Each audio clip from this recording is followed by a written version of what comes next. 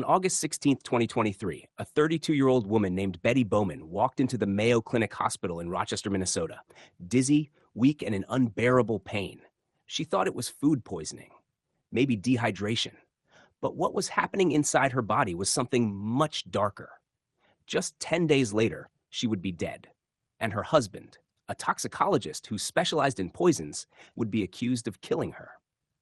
You're watching Dark True Crime, where real stories, real people, and real investigations come to life.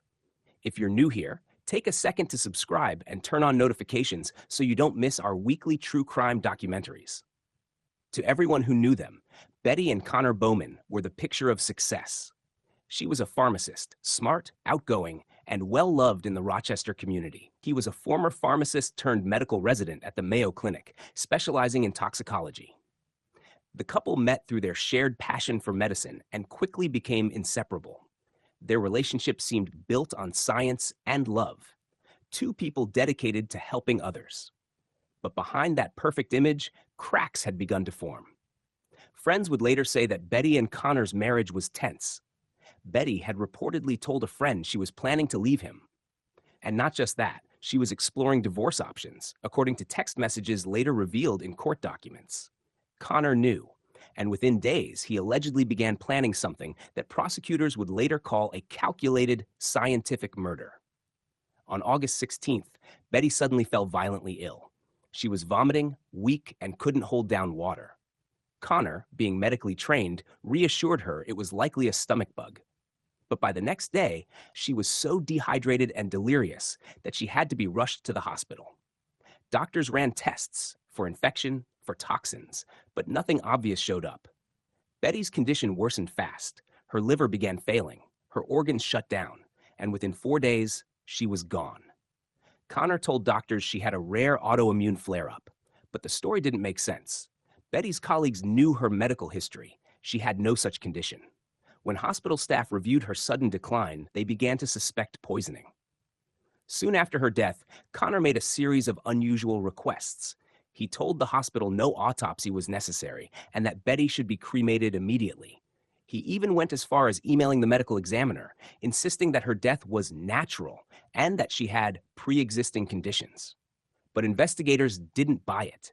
They put the cremation on hold and ordered a full autopsy. That's when the truth started to unravel. Inside Betty's system, toxicologists found traces of colchicine, a powerful drug used to treat gout. It's harmless in small doses, but deadly if given in excess. The problem? Betty didn't have gout, and she had never been prescribed colchicine. Where did it come from? Investigators turned to Connor's computer, and what they found next would expose a horrifying, methodical plan, one written by a man who knew exactly how to kill without leaving a trace. When detectives dug deeper into his internet history, they discovered chilling searches, calculations, dosages, and research into whether colchicine poisoning could be detected in an autopsy. It was the beginning of a paper trail that would lead straight back to him. But just how far had Connor gone to plan his wife's death, and what was his motive? You're watching Dark True Crime, where we uncover real cases that shake the world. If you haven't yet, make sure to subscribe. It helps us bring you more real-life investigations like this one. By early September 2023, detectives had obtained a search warrant for Connor Bowman's electronic devices, and what they found would change the case entirely. Buried deep inside his Google history were searches that read like a step-by-step murder manual. Phrases like colchicine lethal dose, internet history, can it be used in court? Can you trace colchicine in an autopsy? Each search had been made days before Betty fell sick. Even more chilling, investigators found an exact dosage calculation based on Betty's weight. He had written a formula converting her body weight from pounds to kilograms and then multiplied it by 0.8 milligrams per kilogram, the exact lethal dose of colchicine. This wasn't random. It was precise, planned, and timed. As investigators combed through Connor's life, a possible motive began to emerge. Friends revealed that the couple had been fighting over money and marital problems. Betty had confided in one friend that she wanted to end the marriage and that she was worried about how Connor would react. Police also discovered something more tangible. Connor had recently become the beneficiary of Betty's life insurance policy. Not long after her death, he reportedly deposited thousands of dollars from an insurance payout into his account. It was the kind of transaction detectives had seen before. Clean on paper, but dirty underneath. Even after Betty's death, Connor didn't act like a grieving husband. Instead, he behaved like a man trying to stay one step ahead of the law. He allegedly emailed the county medical examiner asking them to cancel the autopsy and move forward with cremation. He insisted that Betty had a medical history and that the family didn't want further investigation. But investigators had already intercepted that request. And what they found next made it clear that Connor's cover-up was unraveling fast. Authorities traced purchases to his name, including a digital subscription for medical databases used to access restricted drug research. The same databases contained detailed toxicity information on colchicine.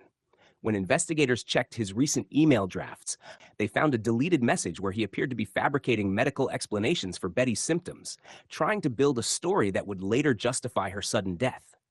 He was covering his tracks, but it was too late. On October 20th, 2023, toxicology results confirmed what investigators already suspected. Betty Bowman's system contained lethal levels of colchicine. To put that into perspective, it only takes a few milligrams to cause fatal organ failure. She had more than 30 times that dose. Her death was officially ruled a homicide, and the only person with the knowledge, motive, and opportunity to deliver that poison was her husband. 2 months later, police surrounded a quiet home in Rochester, Minnesota. Inside, they found Connor Bowman sitting at his computer, still logged into the same toxicology databases he had used to plan his wife's death. Within minutes, he was in handcuffs. But even then, even with all the evidence stacked against him, Connor claimed it was all a misunderstanding, that Betty's death was natural, that he was innocent. The question that still haunted investigators was simple. If Connor was truly innocent, why did he try so hard to erase the evidence? The arrest of Dr. Connor Bowman sent shockwaves through Minnesota's medical community. This was not just any husband. This was a man who worked in the very same field that helped solve his own crime, toxicology. Someone trusted with saving lives, now accused of using his expertise to take one. In October 2023, Connor Bowman was charged with second-degree murder in the death of his wife, Betty Bowman. Police described it as a deliberate and medically calculated act.